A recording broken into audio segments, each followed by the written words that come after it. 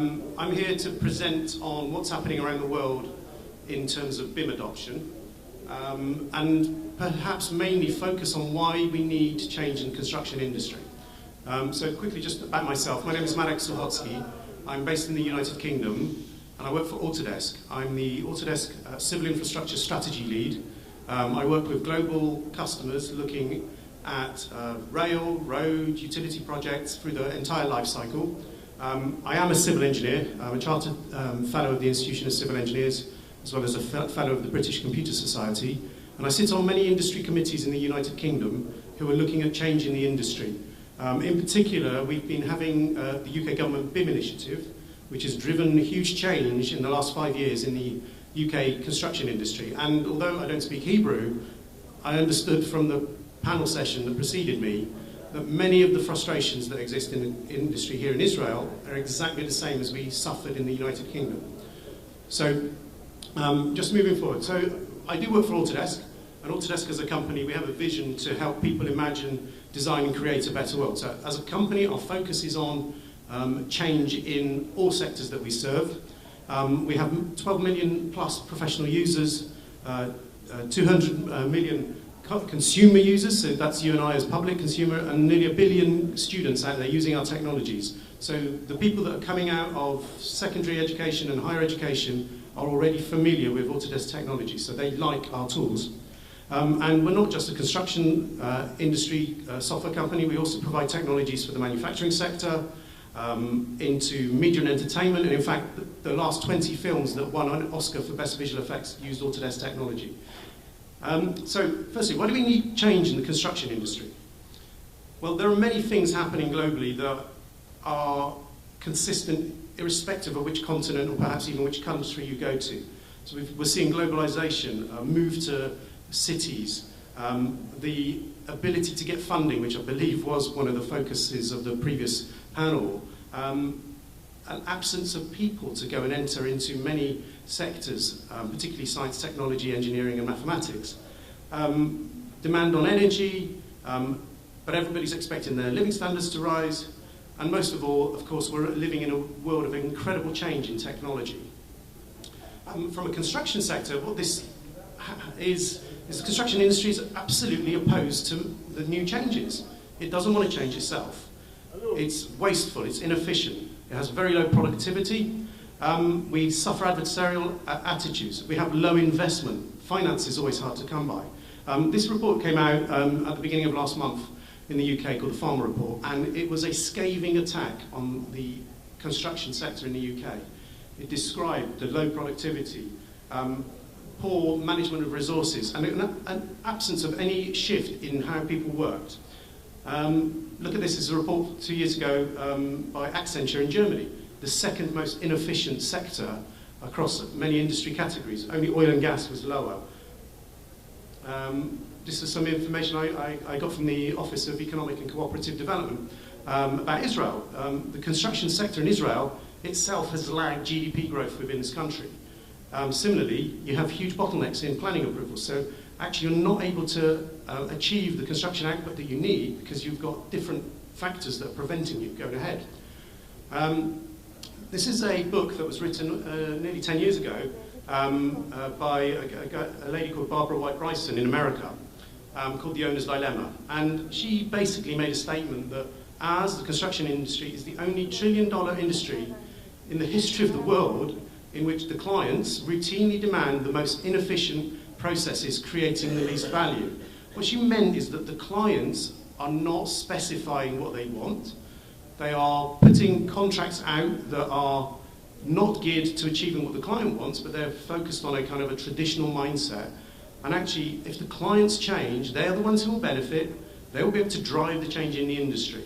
And obviously, they're the ones who receive and use the assets that they are paying for. Just more kind of from a more amusing perspective, one of the reasons we also need to change is that we're stuck in this world of drawings, and not everybody understands what a drawing means. I mean, I don't know if any of you here is from the construction industry, but that's a speech cloud. Somebody built something that was actually just a note. Sometimes you need to see things in 3D to make them work. I mean, I certainly wouldn't want to drive my car up that drive, and I wouldn't want to use these toilets because You might see more than you expected. And also, coordination is extremely badly done. I wouldn't want to be in that structure. So, you know, not everybody can interpret a drawing that is in 2 dimensions in a 3-dimensional world. And actually, in truth, are documents and drawings the way we're going to move forward in this new technology-enabled world, and still have a man, a janitor or caretaker down in the basement with a load of boxes of drawings? That's not the way we're going to manage facilities such as like this hotel. And we have some other issues that are probably more fundamental. This was a report from the Association of General Contractors in America. They said over 80% can't get hold of trade workers, over 60% can't get hold of professional workers. A UK report from the Construction Industry Training Board said that the construction time bomb is that we need to replace over 20% of the workforce in the next 5 or 10 years. So we are an industry of old people, typically. We have a lot of experience. That's going to disappear. Similarly, we had a report from the Royal Academy of Engineering UK this year, said that 44% of high-tech firms struggle to get those science, technology, engineering and mathematics graduates. There is a 40,000 per annum shortfall in the UK alone of these graduates. And also diversity is a huge problem for us. I think it's a global issue that in the construction sector we don't have enough women in industry, and in fact only 1/6 of the UK workforce is made up of women, and actually that's the lowest percentage across Europe. And just a final point of why we need change is that many clients are recognising that it's not about the bit. Oh, sorry, I'm going to have to set the microphone. Do these mics still work?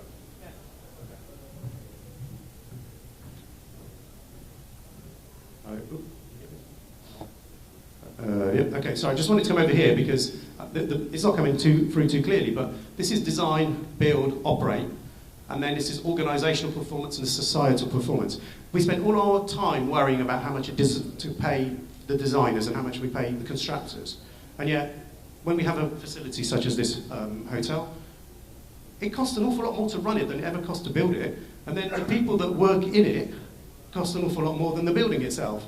And obviously, if it's going to be a successful hotel, it needs to have attraction. People want to come here to make it an effective hotel, an actually impactful hotel, say here in El Lab. So if all you do is worry about this over here, you're never going to get success over there. So I'll move on then.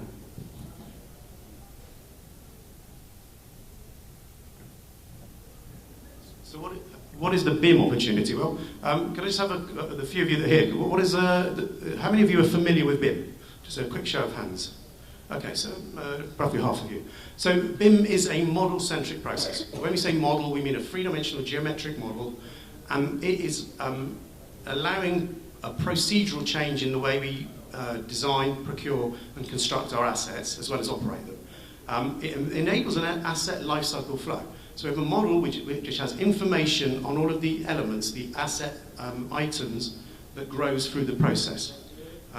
Actually, with BIM, we can actually do more across the life cycle. It doesn't constrain us in the way traditional 2-dimensional or drawing-based working stops us doing things differently. So we can start with geospatial data, we can look at field survey data, we can have reality capture, point cloud, laser scanning, and many, many other aspects are all feeding and reading from the model set.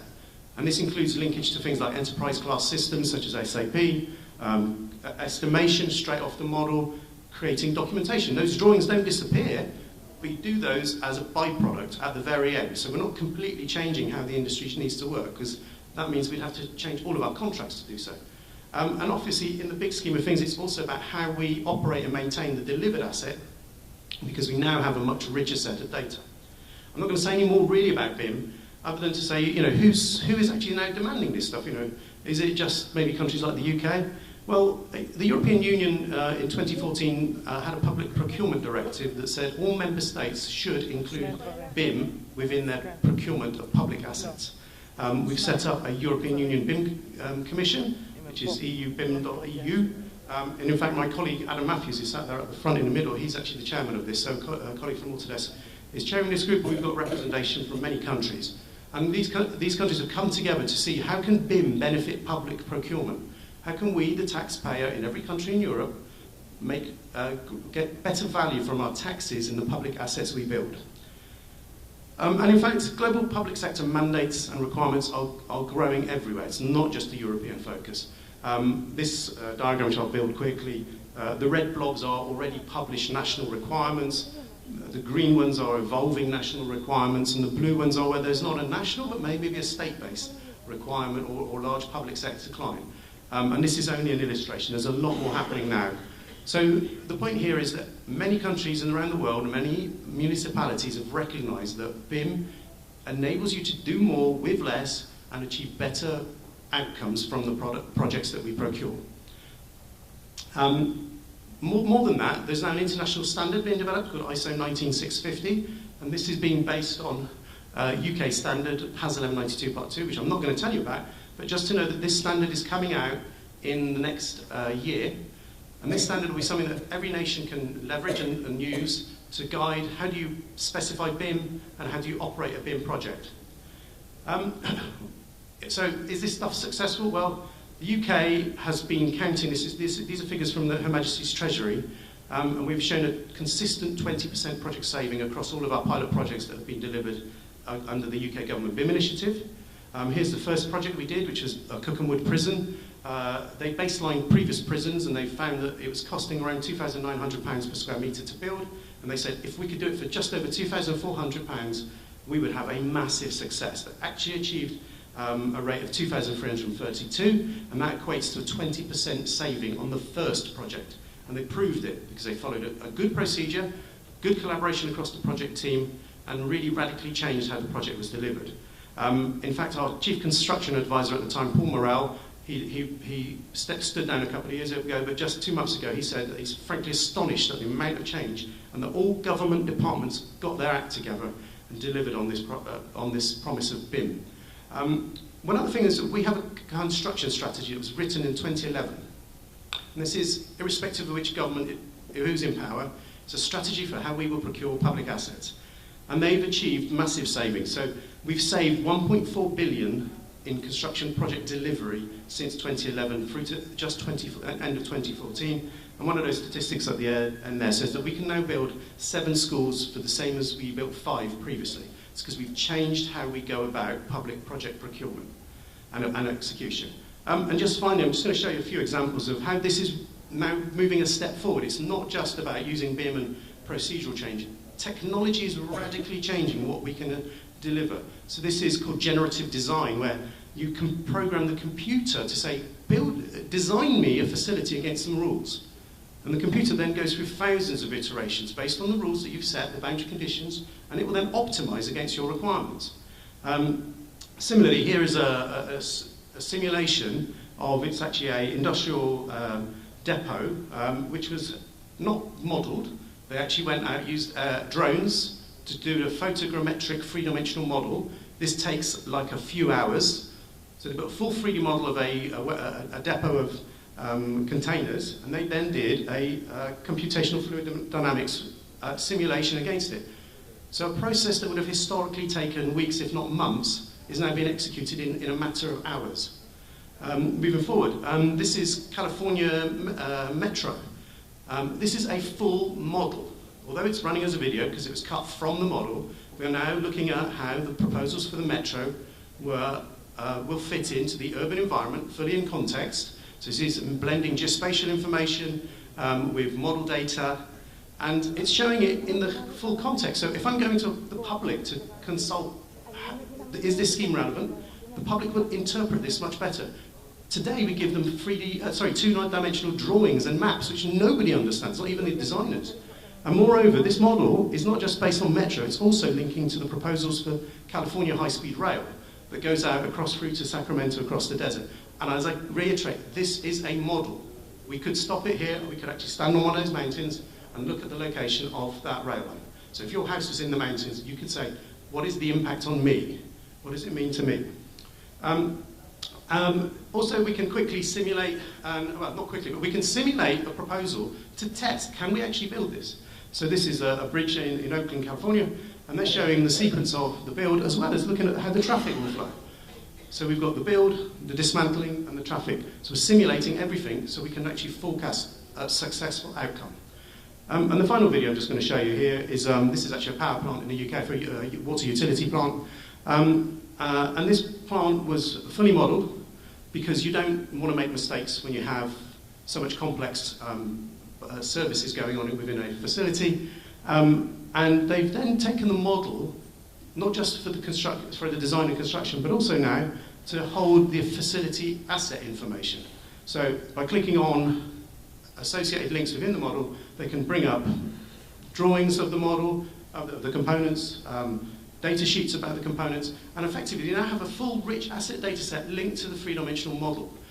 I challenge you to ask, is it easier to do that than actually have a bunch of drawings, a guy in a basement who has to know exactly which drawing relates to what? Anyone can interpret this information. So just as my final words, I would like to say that BIM is here to stay. The trends that are going across the world are not going to reverse. So how might Israel benefit?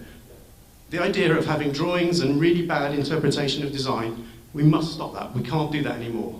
We have global BIM adoption that is happening, and it's a kind of a wave that will keep flowing. So, you need to jump on board, and really from your public procurement, this is the best way to save money for the taxpayer and do more for less. It is a time for change. We have all this stuff going on around the world, all these global meta trends that I spoke of right at the beginning. I don't for one second suggest that one size fits all. So the UK standards are very good as a good practice example, but you do need to tailor them to your own market. And just a kind of a final sort of little pitch is that, Autodesk, we are a partner, and our partner here, team who look at BIM Israel, they're trying to push the agenda here. And in fact, Eric from team is doing a presentation this afternoon, so I do encourage you to attend that as well. And on that, I will finish.